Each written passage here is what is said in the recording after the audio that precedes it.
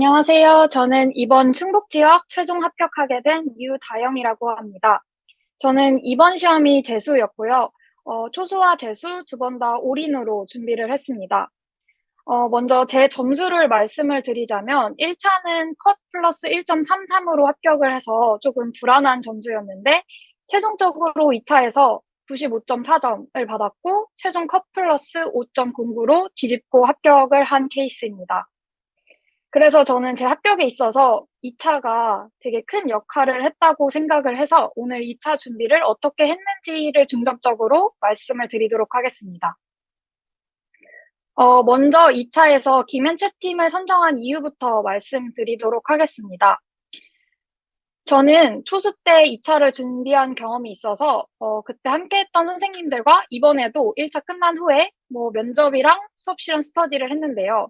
근데 아무래도 2년 연속 같은 선생님들과 스터디를 하다 보니 전문적이고 좀 다양한 피드백을 받기가 어려웠고 또 제 점수가 컷에서 좀 근접했기 때문에 2차에서 좀 뒤집어서 합격을 하기 위해서는 2차에서 정말 잘해야겠구나, 완벽하게 해야겠구나 라는 생각이 들어서 1차 결과 나온 후에 서울로 올라와서 김현채 팀을 수강하게 되었습니다. 일단 저는 1차 결과가 나온 후에 이 김현채 팀을 선정하는 데 있어서 가장 중요하게 봤던 점은 인원수와 피드백 횟수였는데요. 다른 팀들은 좀 많은 수강생을 받기도 하고 합격자 선생님들께서 대신 봐주시기도 하시더라고요. 근데 김현채 팀은 좀 한정된 인원을 받고 또 수아쌤과 시원쌤이 1대1로 집중적으로 봐주신다는 점에서 저는 좀 메리트가 크다라고 느꼈습니다. 그래서 총 면접 3번, 수업 실현 3번, 합격자 선생님 피드백, 그리고 파이널 코칭까지 해서 피드백을 받을 수 있는 횟수가 좀 많아서, 이런 김현채 팀을 수강하게 되었고요. 보통 피드백 횟수가 좀 적다 보면 단발적으로 피드백을 받다 보니까 피드백을 받고 그 이후에 보완하는 과정까지 연속적으로 봐주시기가 어렵다고 생각을 했는데, 김현채 팀은 횟수가 좀 많고 1대1이다 보니까 다음 피드백을 받을 때 저번에 말씀하셨던 부분이 좀 많이 보완이 됐는지 혹은 조금 더 노력이 필요한지 이런 것들에 대해서 좀 연속적인 피드백과 보완이 된다는 점이 저는 좋았던 것 같습니다. 또 1대1로 진행되다 보니까 따뜻한 격려의 말씀도 해주시고 보충할 부분이나 제가 해야 될 부분들 세심하게 봐주신다는 점이 좀 좋았던 것 같습니다. 다음으로 2차 준비 방법에 대해서 말씀을 드린다면 저는 1차 시험 직후에는 먼저 학원의 도움을 받지는 않았고 스터디를 구해서 월수금은 면접 인풋과 아웃풋, 화목토는 수업 실험 피드백, 수업 실험 스터디를 했고요. 1차 결과 나온 직후에는 학원 스케줄을 진행하면서 학원에서 짜주신 스터디원 분들과 주 7일 동안 매일 면접 1개, 수업 실험 1개를 진행했고 저는 또 서브 스터디를 따로 해서 수업 실현 짝 스터디, 면접 짝 스터디 이렇게 추가를 해서 면접은 추가로 매일매일 2세트 혹은 3세트씩 했고 수업 실현은 추가로 1세트씩 더 풀었던 것 같습니다. 그래서 아마 총으로 합치자면 1차 끝나고는 매일매일 수업 실현을 2세트 혹은 3세트씩은 했고 면접은 3세트, 4세트씩 진행했던 것 같습니다. 대략적인 방법은 이렇게 진행이 되었고요. 면접과 수업 실현 관련해서 좀 구체적으로 말씀을 드리자면, 일단 면접부터 말씀을 드리면, 초반에는 저는 인풋이 좀 중요하다고 생각을 해서 제 스터디 쌤들과 좀 인풋 책 하나를 선정을 해서 같이 아이디어를 공유하고 같이 읽는 시간을 가졌고요. 또 저는 개별적으로 행복한 교육, 충북교육청 블로그, 시책 이런 것들을 읽고 하나의 노트로 정리하는 작업을 했습니다. 이렇게 한 이유 중에 하나는 저는 면접에서 가장 중요한 거는 구체성이라고 생각을 했습니다. 그래서 인풋에 좀 많은 시간을 쏟았던 것 같아요. 그래서 예를 들어 지역과 연계한 프로그램이나 활동을 알아두거나 학급 경영할 때 활동 같은 경우를 말하더라도 같은 활동을 설명해도 활동의 제목을 달아서 나만의 구체성을 좀 높이는 방식을 사용을 하면 그게 남들과는 다른 좀 나만의 무기가 된다고 생각을 해서 저는 한 3주 정도는 인풋을 그렇게 했고 좀 하면서 나중에는 면접 아웃풋을 병행을 했습니다. 그리고 면접 아웃풋은 저는 스터디를 적극적으로 활용을 했는데요. 아웃풋에서 가장 중요한 점은 저는 피드백, 그리고 연습이라고 생각을 합니다. 그래서 저는 이미 면접 노트를 작성을 해놨기 때문에 스터디나 뭐 학원 피드백이 끝나면 이제 선생님 답안 중에서 뭐 좋은 아이디어가 있었으면 제 노트에 추가를 한다거나 혹은 제가 뭐 몰랐던 영역이 있었으면 그 부분을 따로 추가를 하고 공부를 한다든지 이런 시간을 가졌고요.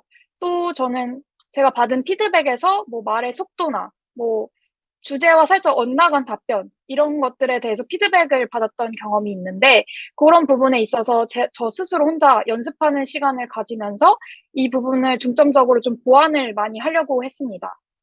그래서 저는 면접은 인풋을 통한 좀 구체성, 그리고 연습을 통한 피드백을 반영해서 연습을 통한 보완을 하려고 노력을 했던 것 같습니다. 다음으로 수업 실현 관련해서 말씀을 드리자면, 저는 일단 초수 때 1차에서 떨어지긴 했지만, 그래도 언젠가는 2차를 겪을 거라고 생각을 해서 1차에서 떨어졌어도 2차를 준비를 했던 경험이 있는데요. 그래서 저는 이미 티처톡이 조금 입에 붙어 있던 상황이었어요. 그래서 초수 때를 생각해보면 저는 메인 아이디어 월드 이런 각각의 디렉션이 있는데 그 디렉션별로 스크립트를 작성을 해보고 이걸 무한 반복을 해서 입에 붙였던 것 같습니다. 그래서 저도 처음에는 엄청 버벅이고 말도 못하고 그랬는데 정말 무한 반복 그리고 암기를 통한다면 진짜 모두 할 수 있다고 생각을 합니다. 그래서 저는 초수 때는 기출 한 5, 6개년 정도를 다 대본을 쓰고 이걸 달달달달 외우는데 초점을 맞췄던 것 같습니다. 근데 이번에는 이미 티처톡이 어느 정도 되어 있던 상태였기 때문에 1차 시험 직후에는 이 스터디 쌤들과 주 3회 한 세트를 실현하고 피드백을 받았고요. 그리고 이 피드백을 반영해서 다음날까지 재실현해서 밴드에 올리는 스터디도 같이 했습니다. 저는 이 부분이 재실현하는 것이 가장 중요하다고 생각을 하는데 보통 실현을 하고 피드백을 보고, 아, 그렇구나 하고 바로 넘어가게 되면 그냥 생각만 하고 넘어가기 때문에 다음 실현을 할 때 좀 원래 하던 대로 하게 되는 경우가 많더라고요. 그래서 저는 무조건 수업 실현하고 난 후에 재실현 연습을 꼭 하시는 것을 추천을 드립니다. 그리고 저는 1차 결과 나온 후에는 이제 김앤 채팀 수강하면서 학원 선생님들, 학원에서 짜주신 스터디 쌤들과 같이 스터디를 했는데, 매일 수업 시간 한 세트씩 하고 끝난 후에 저는 꼭 혼자 스터디룸을 빌려서 받은 피드백을 반영해서 그날 했던 수업 실현 한 두 세트, 세 세트를 다시 실현해보는 시간을 가졌습니다. 그래서 재실현을 할 때는 사실 저희 스터디 쌤들이 개성이 모두 다양하시고 그래서 뭐 플루언시가 높으신 분들, 뭐 활동을 뭐 생각을 하실 때 창의성이 높으신 분들 이렇게 다양하게 개성이 다 각각 장점이 다양하거든요. 그래서 저는 재실현을 할 때 스터디 쌤이 하셨던 말 중에 좀 좋았던 프레이즈가 있으면 좀 따라해 본다든지 혹은 제가 수업 실현했었을 때 활동 설명이 조금 중구난방이었다. 이러면은 구조화해서 좀 더 조리 있게 설명을 할 수 있는 방법이 뭔지 생각을 해보고 다시 실현해보는 시간을 가졌습니다. 그리고 저는 서브 스터디를 진행을 했는데요. 서브 스터디는 저는 밴드로 짝 스터디를 해서 연습 문제를 풀어보는 스터디를 했는데 저는 연습 문제 시간이 있으시면 풀어보는 거를 추천을 드리는 게 저는 사실 처음 보는 디렉션을 보면 좀 당황을 하고 좀 구상할 때 시간이 많이 부족해지더라고요. 그래서 좀 연습 문제를 통해서 좀 다양한 디렉션을 좀 접하다 보면, 디렉션에 좀 대비를 하고 스스로도 자신감을 가질 수 있는 시간이 되는 것 같아요. 그래서 좀 많은 연습 문제 풀어보시는 것도 추천을 드립니다. 그래서, 마지막으로 말씀을 드리면, 실현은 보통 저는 두 세트, 세 세트씩 하고, 꼭 이후에 개별적으로 연습을 했던 게 수업 실현 점수에 좀 큰 기여를 했던 것 같습니다. 그래서 수업 실현 하실 때 꼭 혼자 연습하시는 시간 가지시기를 추천을 드립니다. 다음으로 최종 합격 비결에 대해서 말씀을 드리면, 저는 일단 2차에서 뒤집은 케이스이기 때문에 2차 중심으로 말씀을 드리자면, 저는 총 세 가지가 있는데요. 일단 첫 번째는 아까도 계속 말씀을 드렸지만, 피드백을 통한 보완과 연습입니다.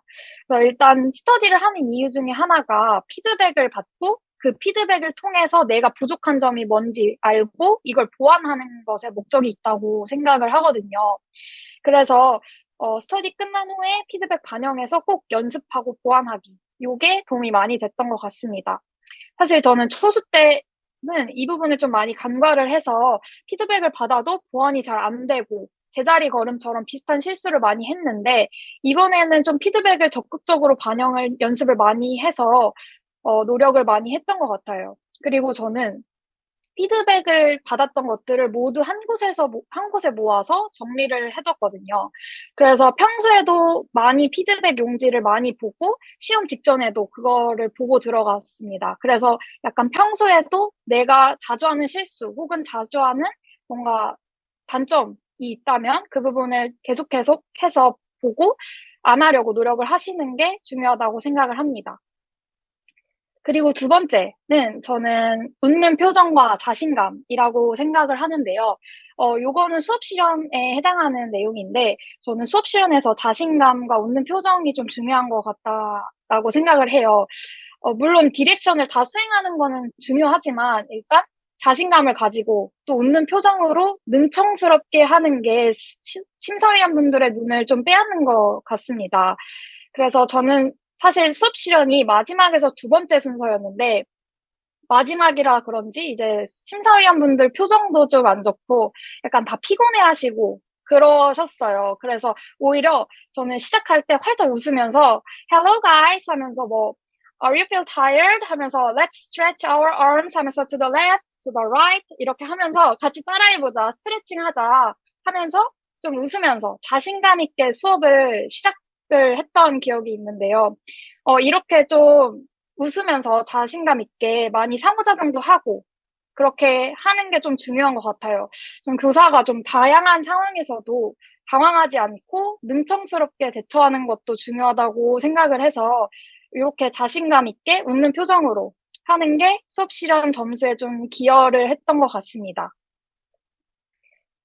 마지막으로 저는 이제 활동 간 연계성, 수업 목적 언급, 요게 수업 실현에서 좀 중요했던 것 같은데, 수업 실현에서 보통 나오는 주제들이 학생의 삶과 연계된 것들도 많고, 각각의 활동들이 다 그냥 개별적인 게 아니고 연계성을 또 가지고 있기 때문에 그 부분을 저는 수업 실현할 때 많이 짚어줬던 게 합격 비결이 아닐까 생각을 합니다.